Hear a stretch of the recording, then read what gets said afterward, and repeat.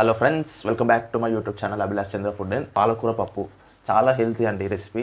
So అతి తక్కువ సమయంలో ఎలా చేసుకోవాలని నేను మీకు చూపించబోతున్నాను. So let's start. మంట హై ఫ్లేమ్లో ఉంది. 1.5 పావుల నూనె. సో ఫ్రెండ్స్, నూనె కాగిన వెంటనే ఇందులోకి 4-5 ఎల్లిపాయలని చిన్నగా కోసుకున్నది వేస్తున్నాం. సో ఫ్రెండ్స్, మంట లో ఫ్లేమ్లో ఉంది. 1 టీ స్పూన్ జీలకర్ర ఆవాలు వేస్తున్నాం. 3 ఎండుమిరపకాయలు. ఇందులోకి 5-6 పచ్చిమిర్చి చీలికలు. ఇందులోకి ఒక రెబ్బ కరివేపాకు, ఒక చిన్న ఉల్లిగడ్డ ఈ సైజులో కోసుకున్నది. సో ఫ్రెండ్స్, ఇప్పుడు మంటని మీడియం ఫ్లేమ్ చేసుకొని 2-3 నిమిషాలు మగ్గించుకోవాలి దీన్ని. ఇప్పుడు ఇందులోకి చిటికెడు పసుపు, రుచికి సరిపడ ఉప్పు, 1 టేబుల్ స్పూన్ కారం, 1 టీ స్పూన్ ధనియాల పొడి వేసాను ఫ్రెండ్స్. 2-3 నిమిషాలు మసాలాలు బాగా పట్టేదాకా కలుపుకున్నాము మీడియం ఫ్లేమ్లో. 2 మీడియం సైజ్ పాలకూర కట్టలు తీసుకున్నామండి.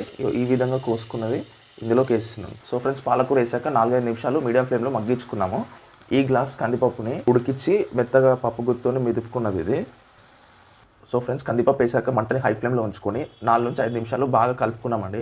చిన్న నిమ్మకాయ సైజ్ అంతా చింతపండు నానబెట్టుకొని తీసుకున్న రసం ఇది ఇందులోకి వేస్తున్నాను. 1 గ్లాస్ వాటర్ వేస్తున్నాను. మంటని ఇప్పుడు లో టు మీడియం ఫ్లేమ్లో పెట్టుకొని ఒక 7-8 నిమిషాలు మూత పెట్టుకొని ఉడికించుకోవాలి దీన్ని. సో పాలకూర పప్పు అనేది తయారైపోయిందండి. వీలైనంత తొందరలో ఇంకో కొత్త రెసిపీతో మేము ముందు ఉంటాను. అంతవరకు ఉంటాను ఫ్రెండ్స్. Thank you.